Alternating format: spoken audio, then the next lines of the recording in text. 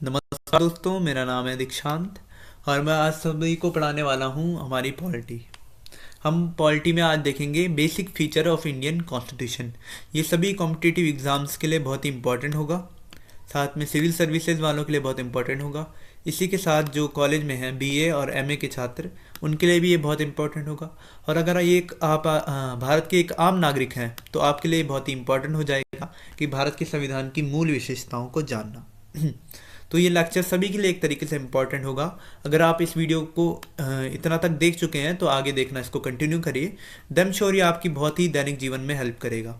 तो बीए के छात्रों के लिए मेनली मैं ये लेक्चर बना रहा हूँ, बीए फोर्थ सेमेस्टर के बच्चों के लिए। और फोर्थ सेमेस्टर में अगर मैं आपको बता दूं, इसका सिलेबस मैं आपको दिखा देता हूँ एक बार। तो ये फोर्थ सेमेस्टर का सिलेबस है बीए के बच्चों का, और इसमें यूनिट 1 में है basic feature of Indian constitution, यानी भारतीय संविधान के जो मूल विशेषताएं हैं उनको हम जानेंगे। 10 से 15 मिनट में मैं ये लेक्चर समाप्त कर दूंगा, और इसमें आपको मैं पूरी मूल विशेषताएं पूरे अच्छे से याद भी करा दूंगा और बता भी दूंगा। तो आप कोशिश करिएगा कि मेरे साथ इन 10 मिनटों में बने रहिएगा। और अगर आपको ये चीज़ें याद नहीं होगी तो आप लेक्चर रिपीट पे देखिएगा, ये चीज़ें आपको याद रह जाएगी। तो हम शुरू करते हैं भारत के मूल विशेषताओं से। सबसे पहली जो मूल विशेषता है वो है भारतीय संविधान की फंडामेंटल राइट्स, यानी एफआर, जिसको हम हिंदी में कहते हैं भारतीय संविधान के मूल अधिकार। हमारे भारतीय संविधान में 6 प्रकार के मूल अधिकार हैं। पहला आएगा समानता का अधिकार, राइट टू इक्वालिटी। दूसरा आएगा स्वतंत्रता का अधिकार, यानी फ्रीडम, राइट टू फ्रीडम। आप नोट्स बना रहे हैं तो लिखते भी जाइएगा साथ साथ, आपको चीज़ें नोट्स से ज़्यादा याद रहती हैं। तो इक्वालिटी हो गया, राइट टू इक्वालिटी हो गया, राइट टू फ्रीडम हो गया। तीसरा है शोषण के विरुद्ध अधिकार, शोषण के विरुद्ध अधिकार। जो चौथा आएगा वो आएगा सांस्कृतिक और शैक्षिक अधिकार, कल्चरल और एजुकेशनल राइट, आप इसको इंग्लिश में कह सकते हैं। तो यहाँ पे मैं लिख देता हूँ कल्चरल के CUL और एजुकेशनल राइट, यानी सांस्कृतिक और शैक्षिक अधिकार। इसी के साथ जो हमारा 5वां अधिकार आएगा वो आएगा धार्मिक स्वतंत्रता का अधिकार। आपको किसी भी धर्म को मानने की पूरी स्वतंत्रता है, धार्मिक स्वतंत्रता का अधिकार। इसी के साथ जो हमारा 6वां यानी लास्ट अधिकार आएगा वो आएगा संवैधानिक औपचारिक अधिकार। और ये सबसे मेन अधिकार होगा मूल अधिकारों में, संवैधानिक औपचारिक अधिकार। तो ऐसे करके मैंने ये 6 प्रकार के अधिकार हैं मूल अधिकार। और मैं आपको बता दूं कि 1978 से पहले हमारे पास लगभग 7 मूल अधिकार थे, और 1978 में 44वें संविधान संशोधन में, अगर आपको संविधान संशोधन का अर्थ नहीं पता है, संविधान संशोधन का अर्थ होता है कि संविधान में जो बदलाव होते हैं उसको संविधान संशोधन कहते हैं। अगर 44वें बार संविधान में बदलाव हो रहा है तो उसको 44वां संविधान संशोधन यानी 44वां कॉन्स्टिट्यूशनल अमेंडमेंट एक्ट कहेंगे। इसको 44 CAA मैं लिख सकता हूँ।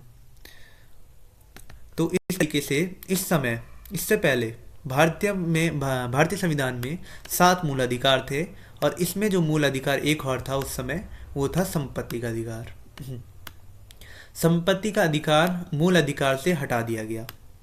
संपत्ति का अधिकार जो है वो मूल अधिकार से हटा दिया गया। कब हटाया गया? 1978 में, 44वें संविधान संशोधन में। और संपत्ति का अधिकार कौन से अनुच्छेद में आता था? अनुच्छेद 31 में। तो संविधान जो है हमारा मूल अधिकार है, संपत्ति के अधिकार को मूल अधिकार से हटाकर संपत्ति के अधिकार को एक औपचारिक अधिकार यानी एक लीगल राइट, अगर हिंदी में लिखें तो एक औपचारिक अधिकार, इसको बना दिया गया और इसको लीगल राइट बनाया और इसको डाला अनुच्छेद 300A में। ये मेरी बात ध्यान से सुनिएगा, संपत्ति का अधिकार अब एक मूल अधिकार नहीं है, इसको एक लीगल राइट बना दिया गया है और इसको डाला है अनुच्छेद 300A में। आप मेरी बात पूरी तरीके से समझ पा रहे होंगे। तो इस तरीके से हमारे मूल अधिकार हमारे बेसिक फीचर ऑफ कॉन्स्टिट्यूशन रहते हैं। ठीक है, अगर आपको इक्वालिटी बताऊं तो संविधान में जो हमारा मूल अधिकार है पहला, वो है समानता का अधिकार। समानता का अधिकार में आप अनुच्छेद 15 लिख सकते हैं। अनुच्छेद 15 हमें जाति, धर्म, लिंग के आधार पर भेदभाव करने से रोकता है। इसी के साथ स्वतंत्रता का अधिकार आप अनुच्छेद 19 में पढ़ सकते हैं। अनुच्छेद 19 में आपको 6 तरीकों से इसके 6 क्लॉज हैं और आप पूरे 6 क्लॉजों को पढ़ के स्वतंत्रता का अधिकार ढंग से समझ पाएंगे। तो मैं आपको टोटली शॉर्ट में बता दूं कि हमें जो स्वतंत्रता प्राप्त होगी वो स्पीच और एक्सप्रेशन, यानी हम कहीं भी बोल सकते हैं, अभिव्यक्ति की स्वतंत्रता हमें होगी, अवसर की स्वतंत्रता हमें मिलनी चाहिए, और अगर हम पीसफुली हम अपने गुट बना रख सकते हैं, समूह में हम आंदोलन कर सकते हैं। अगर हमारे पास गन्स नहीं है, बंदूकें नहीं हैं, तो हम विदाउट आर्म्स हम पीसफुली रैली कर सकते हैं। इसी के साथ हमें अगर कोई पेशा अपनाना है, हमें कल के दिन डॉक्टर बनना है, तो हमें वो बनने की पूरी स्वतंत्रता है, हमें उसके लिए कोई रोक नहीं सकता है। बस आप पे एक MBBS की डिग्री होनी चाहिए, तो ऐसी चीज़ें आप पे वैलिड होनी चाहिए, वरना आपको डॉक्टर नहीं बन पाएंगे आप। तो इस तरीके से स्वतंत्रता हमारे उसमें है। अनुच्छेद 19 आप ध्यान से पढ़िएगा एक बार, तो उसमें आप मिल जाएगा। तीसरी जो चीज़ है, शोषण के विरुद्ध अधिकार। अगर आप एक बिलो कास्ट है, अगर आपकी कास्ट SC ST में आती है, या फिर जिनको छुआछूत माना जाता है या फिर भेदभाव होता है, इनके विरुद्ध भी अधिकार है। इसके साथ शोषण के विरुद्ध अधिकार में आ जाता है कि अगर 18 साल से कम उम्र के बच्चे हैं और उनको मज़दूरों जैसा काम कराया जा रहा है, मज़दूरों को वेतन अच्छी नहीं मिल रही है, तो इन चीज़ों में भी शोषण के विरुद्ध अधिकार काम आता है। इसी के साथ कल्चरल और एजुकेशनल राइट, हमें पूरी तरीके से एजुकेशन का राइट है, कल्चरल का राइट है। हम अपना कल्चर यानी अपनी संस्कृति को बचा सकते हैं, उसमें कोई रोक टोक नहीं करेगा। एजुकेशनल राइट में हमें पूरी तरीके से पढ़ने का अधिकार है, हम जो चाहे वो पढ़ सकते हैं, हमें इस पे पूरी स्वतंत्रता है। धार्मिक स्वतंत्रता का अधिकार का अर्थ हुआ हम किसी भी धर्म को मान सकते हैं। मैं कल के दिन मुस्लिम धर्म में जाना चाहूँ तो मुझे इस बारे में कोई रोक नहीं सकता। मैं अपने धर्म का पूरी तरीके से प्रचार प्रसार कर सकता हूँ, उसमें भी कोई रोक नहीं सकता। हाँ, अगर आप किसी का जबरन यानी फिर ज़बरदस्ती उसका धर्म परिवर्तन करा रहे हैं तो ये अवैध माना जाता है, ऐसा नहीं कर सकते। बट अगर आप अपने दिल से किसी धर्म को प्रोफेस करते हैं, उसको फैलाते हैं, अपनी पूजा पाठ कर रहे हैं, तो आपको कोई इससे रोक नहीं सकता है। और आखिरी चीज़ मैं बताऊं, संवैधानिक औपचारिक अधिकार, अनुच्छेद 32 इसे कहते हैं। और ये सबसे मेन इसलिए हो जाता है क्योंकि इन सभी मूल अधिकारों का अगर हनन हो रहा है आपके, तो आप संवैधानिक औपचारिक अधिकार के अनुसार सुप्रीम कोर्ट यानी भारत का जो सबसे ऊपर का न्यायालय है, जिसका जो दिल्ली में है, सुप्रीम कोर्ट आप जा सकते हैं, याचिका दायर कर सकते हैं। तो संवैधानिक औपचारिक अधिकार हमें मेन तरीके से सारे मूल अधिकारों का हनन करने पर हमें न्यायालय की सुविधा प्रदान करता है। तो मैंने इस तरीके से आपको पूरे फंडामेंटल राइट्स बता दिए। अब मैं आपको बेसिक फीचर अगला बताता हूँ। तो पहला बेसिक फीचर हो गया फंडामेंटल राइट्स। इसी के साथ जो मेरे हिसाब से दूसरा जो बेसिक फीचर होना चाहिए वो होगा फंडामेंटल ड्यूटीज़, FD या फिर मूल कर्तव्य इसको कहते हैं। मूल कर्तव्य जो हैं वो इंदिरा गांधी के समय 1976 में आए थे और ये 10 मूल कर्तव्य आए थे। सन 2002 में इनमें एक मूल कर्तव्य और मिला जो शिक्षा से रिलेट करता है, और ये मूल कर्तव्य था, तो ये मूल कर्तव्य था कि जो शिक्षा है मेनली बच्चों की, 6 से 14 साल के बच्चों की जो शिक्षा है उनकी गारंटी उनके पेरेंट्स लेंगे। तो ये एक मूल कर्तव्य बन जाता है आम नागरिक का, बच्चों की शिक्षा उनके पेरेंट्स पे जाएगी। तो टोटल हमारे पास 11 मूल कर्तव्य हैं, और इनको अगर मैं बताऊं तो ये 11 के 11 मूल कर्तव्य जो हैं वो अनुच्छेद 51A के अंतर्गत आते हैं। तो इनमें एक ये भी है कि साइंटिफिक टेम्पर को बढ़ावा देना है। अगर आप 8वां मौलिक कर्तव्य पढ़ेंगे तो उसमें लिखा है कि अंधविश्वास को ख़त्म करके हमें साइंटिफिक टेम्पर को बढ़ावा देना है, यानी थोड़ा वैज्ञानिक तरीक़ों से चीज़ों को सोचना है। तो इस तरीके से आप ये पूरे 11 के 11 मौलिक कर्तव्य नॉर्मली पढ़ सकते हैं। मैं आपको सिर्फ उतना बता रहा हूँ जितना हमारे कॉलेज में इम्पॉर्टेंट होगा एग्ज़ाम के दौरान। तो अगर आपको और डिटेल में पढ़ना है तो आप गूगल करिए, बहुत सारे सोर्सेज हैं, या फिर मेरे को मैसेज करिए, मैं आपको ज़रूर सारी चीज़ें वैलिड करा दूंगा। इसी के साथ जो फंडामेंटल राइट है हमारा अगला, वो आता है सिंगल सिटीजनशिप। सिंगल सिटीजनशिप का अर्थ हुआ एकल नागरिकता। भारत में एकल नागरिकता है। एकल नागरिकता का मतलब क्या हुआ? आप अभी इंडिया में हैं, मान के चलिए भारत में है, भारत में आप भारत के किस राज्य में हैं? लेट बी कि आप उत्तराखंड राज्य में भारत के हैं बैठे हुए। तो आपको नागरिकता कहाँ की प्राप्त है? उत्तराखंड की? नहीं, आपको उत्तराखंड की नागरिकता प्राप्त नहीं है, आपको इंडिया की नागरिकता प्राप्त है। तो हम ये कह सकते हैं कि भारत में एक नागरिकता है। यहाँ उत्तराखंड वाले पे भी इंडिया की नागरिकता है। अगर कोई कर्नाटका में है साउथ साइड तो उसको भी इंडिया की नागरिकता प्राप्त है। अगर कोई जम्मू कश्मीर में बैठा है तो उसको भी इंडिया की नागरिकता प्राप्त है। तो इस तरीके से हम कह सकते हैं कि नागरिकता एकल है भारत में। और इसी के अपोज में अगर हम देखें, अमेरिका की हम बात करें, यूएस की, यूएस में मान के चलिए दोहरी नागरिकता है। मान के चलिए नहीं, यूएस में दोहरी नागरिकता है। तो यूएस में अगर वाशिंगटन, आपको पता होगा वाशिंगटन डीसी यूएस की राजधानी है, तो अगर कोई वाशिंगटन में बैठा है इंसान तो उस पर वाशिंगटन की भी नागरिकता होगी और उस पर अमेरिका भी नागरिकता होगी। तो उस पर दो नागरिकता होगी, वाशिंगटन की भी और अमेरिका की भी। तो इस तरीके से जो अमेरिका के लोग हैं उन्हें दोहरी नागरिकता प्राप्त होगी और जो इंडिया के लोग हैं उन्हें एकल नागरिकता प्राप्त होगी। तो ये भारत का एक मूल विशेषता आ जाती है हमारे संविधान की। तीसरी चीज़, जो हमारा संविधान है वो पूरे वर्ल्ड में सबसे लंबा रिटन कॉन्स्टिट्यूशन है। हमारा जो संविधान है वो सबसे लंबा लिखित संविधान है। हमारा जो कॉन्स्टिट्यूशन है उसमें लगभग 237 पेज हैं और इसी के साथ लगभग 1.5 लाख इसमें शब्द हैं। और अगर मैंने आपको खांचा बताया, बट अगर हम आर्टिकल्स की बात करें तो इसमें लगभग 465 अनुच्छेद हैं। इसमें 25 भाग हैं और 12 अनुसूचियां हैं। 465 अनुच्छेद हैं, 25 भाग हैं और 12 अनुसूचियां हैं। और अगर मूल संविधान की बात करें, ये मैं थोड़ा खिचड़ पिचड़ ज़्यादा मचा ली है मैंने, तो इसको मैं थोड़ा इरेज कर लेता हूँ। तो हाँ, तो भारत के संविधान में अभी 465 अनुच्छेद हैं, 25 इसमें भाग हैं और 12 अनुसूचियां हैं। अगर हम थोड़ा पहले जाएं कि ये अभी अमेंड हुआ है, अमेंड यानी संशोधन करके ये इतना विस्तृत बना है। अगर हम मूल संविधान की बात करें तो मूल संविधान में 395 अनुच्छेद थे, 22 भाग थे मूल संविधान में, यानी जो पहले था, और हमारे पास 8 थी अनुसूचियाँ।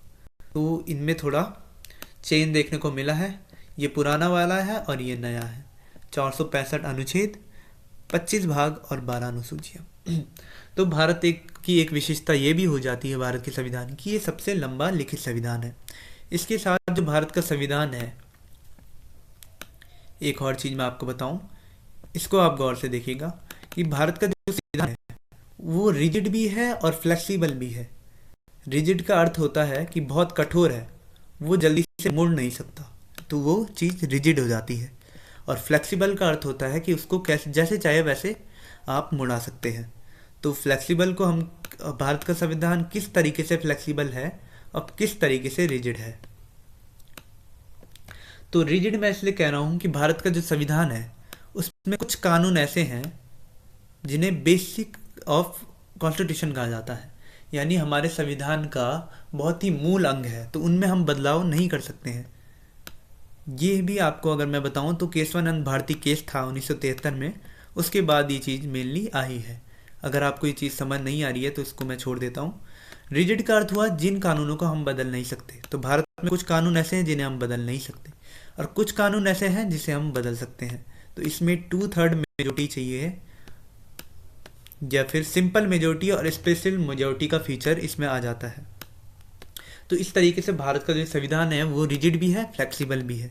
अमेरिका का संविधान सिर्फ रिजिड है और ब्रिटेन का संविधान सिर्फ फ्लेक्सिबल है, और भारत का संविधान दोनों से इंस्पायर होकर रिजिड और फ्लेक्सिबल दोनों तरीके से अपना संविधान बनाता है।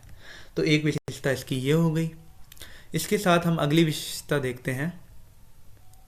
अगली विशेषता हम देखते हैं भारत संविधान की, वो है रूल ऑफ लॉ। अगर रूल ऑफ लॉ के बारे में आपको नहीं पता तो रूल ऑफ लॉ जो है वो मेनली डाइसी ने लाया था। डाइसी का रूल ऑफ लॉ आप पढ़िएगा एक बार। तो उसने मेनली ये कहा था कि कानून सबसे ऊपर है, कानून से ऊपर कोई नहीं है। अगर राष्ट्रपति को भी उतना ही दर्जा मिलेगा कानून के आगे और एक आम व्यक्ति को भी उतना ही दर्जा मिलेगा। तो ये रूल ऑफ लॉ है। तो ये भी भारत की विशेषता हो जाती है कि किसी को भी स्पेशल प्रिविलेज नहीं है। आप मेरी बात समझ पा रहे होंगे। तो इसी तरीके से मैंने आपको ये भी बता दिया कि रूल ऑफ लॉ क्या है, यानी कानून सबसे ऊपर है। अगर आप रूल ऑफ लॉ पे जाएं तो हमारे पास अनुच्छेद 14 जो है, आर्टिकल 14, उसमें है इक्वल प्रोटेक्शन ऑफ लॉ और इक्वलिटी बिफोर लॉ। अगर आप अनुच्छेद 14 पढ़ेंगे तो आप रूल ऑफ लॉ की और डिटेल में जा सकते हैं। तो मैं आपको रिकमेंड करूंगा कि अनुच्छेद 14 को और डिटेल में पढ़िए। इसी के साथ मैं बेसिक फीचर एक और बता देता हूँ आपको कि जो हमारी जुडिशरी है, यानी जुडिशरी हो गई हमारी न्यायपालिका। मैं आपको ये भी बता देता हूँ कि इंटीग्रेटेड जुडिशरी भी है हमारी, यानी हमारी जो न्यायालय हैं जो हमारे, वो आपको 3 स्तर पे मिल जाएंगे। सबसे पहले आता है सुप्रीम कोर्ट, जिसे कहते हैं भारत का सर्वोच्च न्यायालय, जिसका केंद्र दिल्ली में स्थित है। दूसरा आता है हाई कोर्ट, जो हर राज्य का अलग अलग होता है। ठीक है, उत्तराखंड का अलग होगा, जम्मू कश्मीर का अलग होगा, तो हर राज्य का एक हाई कोर्ट होता है। तीसरा आता है जिला अदालत या फिर बाकी, ये हर डिस्ट्रिक्ट में एक होता है, या फिर डिस्ट्रिक्ट कोर्ट इसे कहते हैं।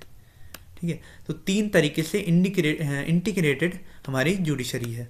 इसके साथ जुडिशरी जो है वो इंडिपेंडेंट है, एक तरीके से स्वतंत्र जुडिशरी हमारे पास है, इंडिपेंडेंट।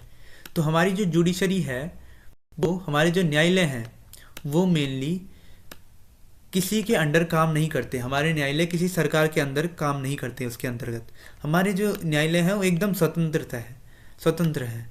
हमारे न्यायालय तभी तो हमें बचाते हैं। हमारे न्यायालय को हमें गारंटीड ऑफ कॉन्स्टिट्यूशन कहते हैं, गार्जियन ऑफ कॉन्स्टिट्यूशन कहते हैं। यानी हमारे संविधान का जो गार्जियन है, जो उसका पेरेंट है, वो है हमारा जुडिशरी यानी न्यायालय। तो उसको एक तरीके से इंडिपेंडेंट रखा गया है। उसको और हमारी विधायिका को यानी लेजिस्लेचर को कभी बीच हस्तक्षेप नहीं करना चाहिए एक दूसरे के कार्यों में। और ये लिखा है अनुच्छेद 50 में। अनुच्छेद 50 में इसको लिखा है। ये हमारा एक डीपीएसपी यानी कि राज्य की नीति निर्देशक तत्व में आ जाता है। तो इसी के साथ मैंने आपको basic feature of Indian constitution बहुत अच्छे से समझाया है। अगर आपको चीज़ें समझ नहीं आई हैं तो रिपीट पे देखिए, और जो भी मैंने लेक्चर में बातें की है इनको दम श्योर याद कीजिए। ये आपके कीवर्ड्स बन जाएंगे एग्जाम पॉइंट ऑफ व्यू से, और आप इनको लिख सकते हैं एग्ज़ाम में। अगर आप इनको लिखते हैं तो एग्जामिनर आपको बहुत ही अच्छे मार्क्स प्रोवाइड करेगा या फिर देगा। तो आज के लिए इतना ही। बेसिक फीचर मैं आपको बता चुका हूँ। एक सेकंड में आपको देख लेता हूँ कोई छूटा तो नहीं है।